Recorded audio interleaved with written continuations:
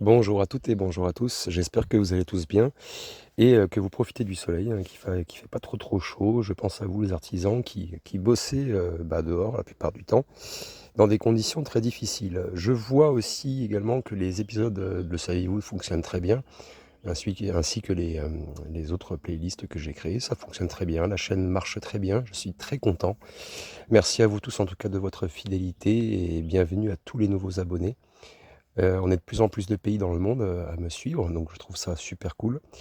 Et aujourd'hui, on va quand même parler d'un épisode, je veux dire les derniers épisodes ont été, on va dire, ce sont des informations qui sont nécessaires, hein, qu'on a besoin de réellement savoir et c'est un peu le principe, en fait, hein, du «Le saviez-vous?» mais je voulais parler quand même également d'un sujet qui est un peu complexe et qui peut paraître, désespérant en fait, hein, quand on fait vraiment des vraies recherches, et qu'on se renseigne réellement sur les guerres, hein, comme vous avez vu sur le titre, sur les guerres actuelles, hein, donc on est le 5 juin, 2024. On entend beaucoup parler donc, de l'Ukraine, la Russie, la Palestine, Israël. Alors ce sont des guerres, malheureuses, hein, c'est vraiment triste. Ça fait vraiment chier, personnellement, que ça se passe comme ça. Mais je trouve quand même qu'on a trop d'attention, en fait, dans les médias surtout, hein, par rapport à ces 2 guerres-là. Malgré qu'il y ait d'autres guerres qui sont très importantes aussi et que, peut-être qu'il y a des plus jeunes qui nous écoutent et qui peut-être qui sont pas vraiment renseignés. Sachez qu'il y a il y a il y a il y a il y a beaucoup d'autres guerres en cours actuellement avec des ça peut aller de milliers à des millions de morts en tout, hein, et donc voilà, il faut essayer de prendre connaissance un petit peu de conscience, pardon, de toutes ces guerres, en fait, qu'il y a actuellement dans notre monde. On pense qu'on est dans une bulle, qu'on est un peu protégé, mais bon, là, vous voyez bien que avec la guerre Ukraine, Russie, bon, on voit que l'Europe a commencé à être un peu touchée et on prend pas trop attention, en fait, à ce qui se passe en dehors de l'Europe. Mais voilà, je voulais faire un point, c'est un peu long comme introduction, mais je voulais vraiment faire un point avec vous sur, alors pas toutes les guerres actuelles, hein, parce que ça serait trop long. Il y en a beaucoup, hein. Mais je vais passer un peu de temps avec vous pour vous expliquer en détail, en fait, tout un tas d'informations, en ce qui concerne donc les guerres actuelles. J'ai choisi pas mal de pays contre pays, hein, pour faire, on va dire, durer un peu l'épisode sur 20-25 minutes, je pense. Voilà, c'est pas fa ça sera pas forcément facile à écouter. Il y aura pas mal de choses, qui seront, qui font chier, hein, voilà, on entend, il y aura des informations qui seront un peu douloureuses, quoi, à entendre. Mais ça fait partie de la vie, il faut entendre tout ça, il faut comprendre tout ça pour avoir un meilleur esprit critique, quoi, entre guillemets. Allez, donc c'est parti, on va commencer dès à présent, donc sur cet épisode, hein, sur les guerres actuelles dans le monde à cette date, donc le 5 juin 2024. C'est parti. Ah oui, du coup, j'ai oublié de vous montrer un petit peu, enfin de vous expliquer un peu comment l'article va se composer. En fait, déjà premièrement, dans la première section, on parlera déjà des conflits en cours, hein, dans le monde. Donc, je vais vous donner un aperçu et les raisons pourquoi il y a cette guerre, ce conflit. Donc il y aura, on va dire, 10 conflits différents que je vous ai sélectionnés. Après, dans la deuxième section, on parlera vraiment essentiellement de statistiques et d'impact humain et par rapport à ces conflits. Donc, on parlera bien sûr des pertes humaines, des dépenses militaires, enfin, vous allez voir qu'il y a beaucoup de pertes civiles, hein, voilà, c'est vraiment très grave. Dans la troisième section, on parlera des aspects religieux et ethniques des conflits. Donc voilà. Et dans la quatrième section, on parlera de l'impact économique, hein, et humanitaire des conflits, justement. Voilà, on va rentrer un peu dans les détails. La plupart des sources, je vais vous les donner au fur et à mesure, hein, d'où elles proviennent. Vous pourrez faire vos propres recherches pour confirmer ce que je raconte. Et donc, la plupart des sources, effectivement, proviennent essentiellement alors, de différents sites qui sont sérieux. Mais il y a aussi Wikipédia. Alors bon, il y en a certains qui pourraient dire que Wikipédia n'est pas vraiment sérieux. Mais en tout cas, voilà, j'ai quand même essayé je me suis concentré sur des informations qui sont disponibles au public du monde entier. Et Wikipédia, selon moi, c'est quand même la base. Donc voilà, c'est un peu là-dessus que je me suis porté. Et pareil après, hein, pour le conflit, parce que je vais en parler un petit peu du conflit israélo-palestinien. Bien évidemment, les chiffres que je vais donner ne sont pas à jour, hein, bien sûr, puisque je crois que maintenant on atteint les 80 000 chez les Palestiniens, 80 000 personnes, même peut-être plus, hein, de morts déjà. Donc bon. Et après, je ferai une conclusion un peu triste, je pense, sur cet épisode. Mais il fallait le faire. Tout à l'heure, je vous ai dit 20-25 minutes, mais à mon avis, ça durera beaucoup plus longtemps. Je pense qu'on aura pour 30 ou 35 minutes. Donc voilà, installez-vous, posez-vous tranquillement et c'est parti. Donc bienvenue dans cet épisode spécial de ma série, justement, où on va se pencher un peu sur les conflits en cours, donc à travers le monde. Aujourd'hui, on va aborder donc un sujet profondément bouleversant et complexe, les guerres et les conflits qui continuent de ravager notre planète. Cet épisode, il vise à éclairer un peu la réalité brutale et les conséquences humanitaires de ces conflits, et en vous fournissant, comme je vais le faire, des informations détaillées et précises sur les raisons des conflits, sur les pays impliqués et des statistiques des pertes humaines et civiles, ainsi que les coûts économiques colossaux qu'ils engendrent. En explorant un peu ces tragédies humaines, on va mettre un petit peu en lumière non seulement les aspects militaires, mais aussi les dimensions religieuses et ethniques qui alimentent ces guerres. On va découvrir comment ces communautés entières sont déchirées, comment des familles perdent tout, et comment la souffrance humaine s'étend bien au-delà des champs de bataille. Donc je vais essayer de vous présenter des portraits aussi tout au long de cette vidéo, des portraits vraiment réalistes que j'ai générés par l'IA, bien sûr, de personnes de tout horizon, des hommes, des femmes, des enfants, de tout horizon, et je vais vous montrer un petit peu la diversité et, de l'humanité qu'il y a derrière ces statistiques que je vais vous parler. Ces images, qui sont selon moi poignantes, elles visent à rappeler que derrière en fait chaque chiffre que je vais vous dire, il y a une histoire humaine, une vie affectée, un avenir incertain et une tristesse incommensurable, immesurable, quoi. Donc l'épisode là, il n'est pas destiné à être facile à écouter. Les réalités qu'on va partager, que je vais partager avec vous, elles sont dures et déchirantes, mais elles sont essentielles pour comprendre l'ampleur de la souffrance causée par ces conflits. J'espère que cette exploration suscitera non seulement une prise de conscience de certains d'entre vous qui ne comprennent pas certaines choses peut-être, et aussi une réflexion profonde sur la nécessité de la paix et de la réconciliation dans notre monde. Donc voilà, c'est parti, on va commencer tout de suite avec la première section, donc les conflits en cours dans le monde. Donc les conflits armés actuels à travers le monde, ils sont nombreux et variés, et chacun ayant donc des origines et des dynamiques spécifiques. Donc, il y a un aperçu des principales guerres que je vous ai exposées à partir de cette date, le 5 juin 2024, leurs raisons et les pays impliqués. Donc tout d'abord, j'ai commencé par le conflit russo-ukrainien. Donc on a la Russie et l'Ukraine, et donc cette guerre a débuté avec l'annexation de la Crimée par la Russie en 2014 et s'est intensifiée en 2022 avec l'invasion à grande échelle de l'Ukraine par la Russie. Les motivations, elles incluent des revendications territoriales et des tensions politiques et ethniques. Au niveau des stats, on a environ 220 000 soldats qui ont été tués depuis 2022, avec des pertes civiles importantes et des déplacements massifs de population. Donc c'est Wikipédia. La guerre civile donc, au Soudan aussi, donc le Soudan qui est impliqué. Le conflit, en fait, il se déroule au Soudan et découle de luttes de pouvoir interne et de tensions ethniques exacerbées par la chute du régime d'Omar el-Béchir en 2019.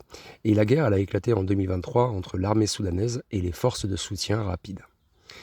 En stats, on a à peu près entre 15 000 et 150 000 personnes tuées, des milliers de civils déplacés. Pareil, Wikipédia aussi. Le conflit en Éthiopie, en Tigré, donc l'Éthiopie et l'Érythrée. La raison du conflit, donc, c'est des tensions ethniques et politiques entre le gouvernement éthiopien et les forces du Front de libération du peuple de Tigré, donc le TPLF. Le conflit a commencé en novembre 2020 et en ce moment, il y a des dizaines de milliers de morts avec des rapports de famine et des violations des droits de l'homme. Toujours pareil, Wikipédia. La guerre au Yémen, donc le pays impliqué c'est le Yémen, la coalition dirigée par l'Arabie Saoudite et les Houthis. La raison du conflit, c'est une guerre civile déclenchée par la prise de Sanaa par les rebelles houthiyistes en 2014, qui a été exacerbée par l'intervention de la coalition saoudienne en 2015. Saoudienne, pardon, je vais y arriver, en 2015. Au niveau des stats, on a plus de 377 000 morts, donc principalement des civils à cause de la famine et des maladies. Pareil, Wikipédia. Conflit donc en Syrie aussi, donc le pays c'est la Syrie, divers groupes rebelles, donc par exemple la Russie, les États-Unis et la Turquie. La raison du conflit, donc c'est une guerre civile déclenchée par les manifestations de 2011 contre le régime de Bachar al-Assad. Le conflit, il a évolué en une guerre complexe qui implique plusieurs puissances étrangères et groupes terroristes. Et actuellement, on compte à peu près 613 000 morts avec une crise humanitaire massive. Toujours pareil, Wikipédia. Ensuite, le conflit israélo-palestinien, donc l'Israël et la Palestine, notamment Gaza et la Cisjordanie. La raison du conflit, donc le conflit israélo-palestinien remonte à la création de l'État d'Israël en 1948. Les tensions portent sur des questions territoriales, de sécurité et de droits de réfugiés. Les récentes escalades ont été déclenchées par des affrontements à Jérusalem et des tirs de roquettes depuis Gaza. Et puis aussi, voilà, vous êtes au courant de ce qui s'est passé dernièrement, qui a été perpétué par le Hamas. En stats, bon là, ce n'est pas mis à jour, mais pour l'instant, il marque des milliers de morts civiles des deux côtés, avec des dizaines de milliers de blessés et de destructions importantes d'infrastructures. Alors, je vous dis, il y en a beaucoup plus des deux côtés. Et au niveau des sources, donc on a Crisis Group et Council of Foreign Relations qui ont partagé ces informations. Donc ça à prendre avec des pincettes, mais je ne suis pas réellement sûr des sources. Ensuite, on a le conflit en Afghanistan. Donc, on a comme pays l'Afghanistan, le Taliban et divers groupes insurgés. La raison du conflit, donc, c'est en gros que le conflit en Afghanistan a été ravivé en fait après le retrait des troupes américaines en 2021, avec les talibans qui reprennent le contrôle du pays.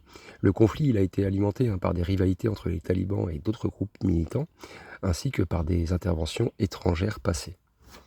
En stats, on a des centaines de milliers de morts cumulés depuis 2001 avec une crise humanitaire sévère due au combat et à la pauvreté.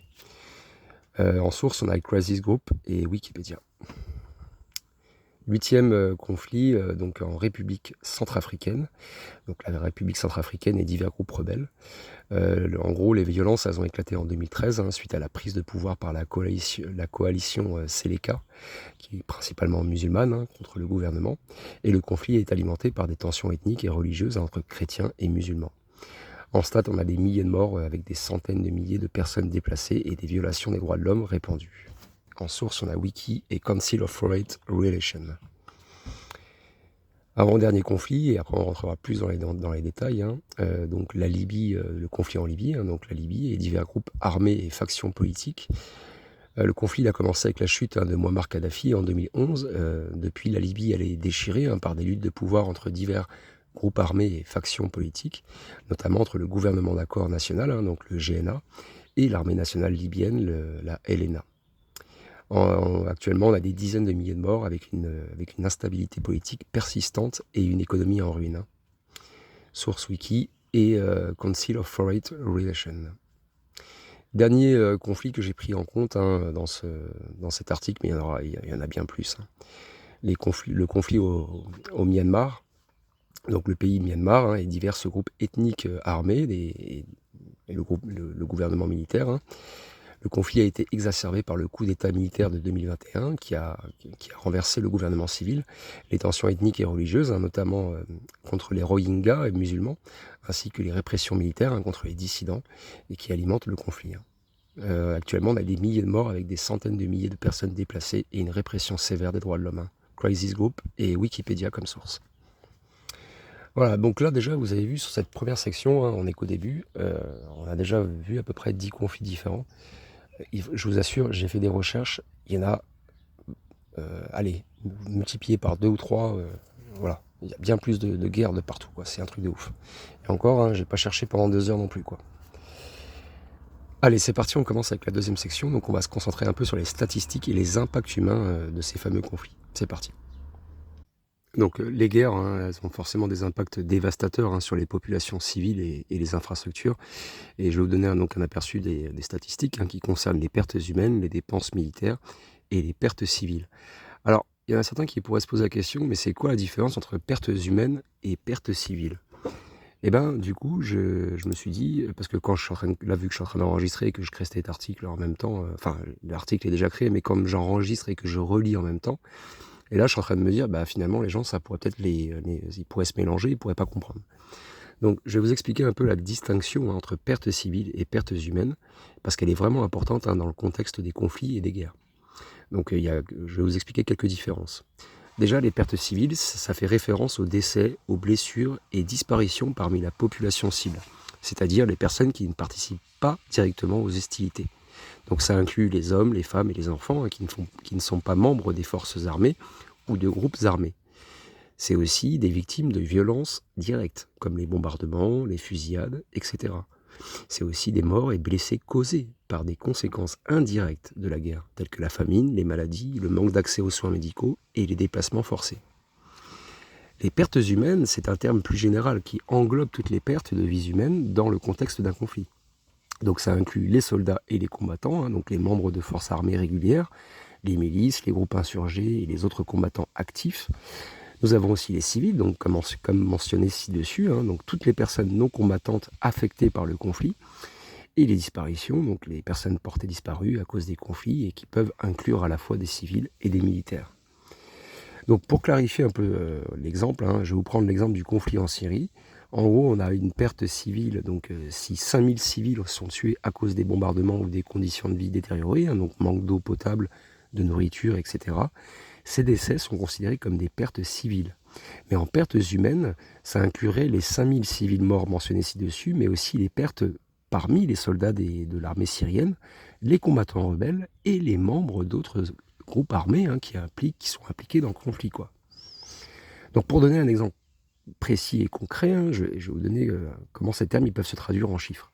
Dans le conflit russo-ukrainien, par exemple, les pertes humaines, elles comprennent les soldats russes et les Ukrainiens tués, et les combattants des milices et les civils. Donc si le rapport il mentionne 220 000 soldats et 95 000 civils morts, la perte humaine serait de 315 000 morts. D'accord ? Les pertes civiles de ce même conflit se concentreraient uniquement sur les 95 000 civils tués. Donc les pertes civiles se concentrent exclusivement sur les victimes non combattantes, tandis que les pertes humaines englobent toutes les vies perdues, combattantes ou non, hein, à cause du conflit. Voilà, c'était un peu long, mais j'espère que vous avez bien compris la différence. Donc, déjà, on va se concentrer un peu sur, on va survoler un peu les pertes humaines, donc sur la Russie, l'Ukraine, donc le conflit Russie-Ukraine, le Soudan, l'Éthiopie, le Yémen et la Syrie. Donc la Russie, l'Ukraine, il y a environ, comme je vous l'ai dit, 220 000 soldats tués et 95 000 civils tués. Au Soudan, on est entre 15 000 et 150 000 personnes tuées. Oui, voilà, entre 15 000 et 150 000 tués et 13 225 civils tués. En Éthiopie et en Tigré, c'est des dizaines de milliers de morts, hein, et il y a une estime. En fait, selon moi et même selon certains experts, l'estimation est vraiment très difficile. Elle ne peut pas être précise, hein, parce qu'en raison de l'accès qui est limité, quoi. Au Yémen, c'est 377 000 morts, hein, et la majorité, c'est des civils à cause de la famine et des maladies. Et en Syrie, c'est environ 613 000 morts, avec une large proportion de civils. C'est insupportable. Donc là, c'est source wiki aussi. Hein. En dépenses militaires, alors la Russie, l'Ukraine, hein, donc les dépenses militaires de la Russie pour le conflit sont estimées à plusieurs milliards de dollars annuels, avec des sanctions internationales hein, qui exacerbent les coûts économiques. Au Soudan, c'est les dépenses, donc les dépenses exactes sont difficiles à évaluer hein, parce que en raison de la nature chaotique du conflit, mais l'impact économique est sévère avec des infrastructures détruites et une économie qui est effondrée, bien sûr. En Éthiopie, elle dépense c'est des milliards hein, pour les opérations militaires hein, contre le TPLF, avec des contributions substantielles de l'Érythrée. Au Yémen, c'est les coalitions dirigées par l'Arabie Saoudite qui dépensent des milliards chaque année hein, pour les opérations militaires, et donc ça aggrave la crise économique dans la région. En Syrie, ça a coûté des milliards à la Syrie avec des interventions coûteuses de la Russie et des États-Unis. Israël-Palestine, hein, donc l'Israël dépense des milliards en défense hein, chaque année, y compris pour le système de défense, hein, donc l'Iron Dome. Et les dépenses palestiniennes sont moins documentées, mais incluent l'approvisionnement en roquettes et d'autres armes par des groupes militants. Hein. Donc toutes les sources que je vous donne là, c'est Wiki, et pour cette dernière, Israël-Palestine, c'est Crisis Group et Council of Foreign Relations. Je vais mettre sur pause parce qu'il y a un tracteur qui vient de démarrer, et je vous reprends juste après. Donc désolé, hein, effectivement, je suis dans un lieu où je suis un peu à la campagne, donc c'est pas évident d'enregistrer dans des bonnes conditions. On va continuer vite fait donc sur les 4 derniers. Donc on a l'Afghanistan hein, qui elle fait des dépenses militaires au niveau le gouvernement a fait des dépenses militaires qui était soutenu par des aides internationales, hein, qui provenaient principalement des États-Unis. Les talibans, hein, qui désormais qui sont au pouvoir, hein, investissent dans le maintien de leur contrôle et dans la lutte, hein, contre les groupes dissidents. Là, il y a pas mal de sources, hein. On a Crisis Group, on a Wiki et bien d'autres encore qui pourraient vous confirmer cette information. On a la République centrafricaine, hein, donc là c'est des dépenses militaires qui sont modestes en raison des ressources limitées, mais l'aide internationale, elle joue un rôle crucial, hein, dans les opérations de maintien de la paix. Pareil, Wiki et Council of Foreign Relations. La Libye, hein, donc là il y a différentes factions qui dépensent massivement en armes, souvent financées par des alliés, hein, étrangers et des ventes de pétrole sur le marché noir. Et Myanmar, donc là c'est le régime militaire qui consacre une part importante du budget national à la répression et aux opérations militaires, hein, contre les groupes ethniques armés. Donc Libye et Myanmar, c'est Crisis Group, Wikipédia et Council of Foreign Relations. Voilà, je pense qu'on va couper maintenant pour cet épisode, parce que ça va faire trop long, hein, je viens de m'en rendre compte. C'est vraiment trop long, donc on va continuer. Donc le troisième point, hein, je vais vous partager la vidéo directement après celle-ci, comme ça vous n'avez pas de coupure. On continuera donc sur les pertes civiles, sur le troisième point. On parlera vraiment, hein, de stats sur les pertes civiles, et on va démarrer la section 3, et après vous allez voir, il y aura beaucoup d'autres informations encore, hein, vous allez voir. Donc je vous remercie de m'avoir écouté, en tout cas j'espère que cet épisode en tout cas vous a plu, malgré les mauvaises informations que je peux vous donner, hein, que je peux vous faire véhiculer, mais voilà, il n'y a pas le choix, hein, il faut quand même se renseigner un peu pour être conscient un peu de ce qui nous entoure, quoi. Je pense que c'est super important, et d'avoir un peu une meilleure, enfin un peu déjà développer un peu plus d'empathie, quoi, parce qu'il faut de l'empathie. J'ai l'impression qu'on vit dans un monde totalement antipathique. Et il faut, voilà, faut pas s'intéresser qu'à ce qu'on nous montre à la télé. Il faut aussi s'intéresser à Internet. Moi, je suis des années 84. On n'avait pas cet outil-là à l'époque, hein, pour avoir tout un tas d'informations. Maintenant, vous avez la chance d'avoir accès à ces informations, et ça permet donc de sauver d'innombrables vies par des lois qu'on peut mettre en place, par des actions qu'on peut faire. Tout un tas de choses qui sont vraiment basées sur l'entraide, sur le vivre en paix. Et vivre en harmonie avec notre planète aussi. Voilà. Je vous remercie en tout cas de m'avoir écouté, et je vous souhaite une très belle journée. Et bon, si vous avez été passionné par cet épisode, ne vous inquiétez pas, vous avez le prochain qui arrive juste après. Salut, ciao ciao.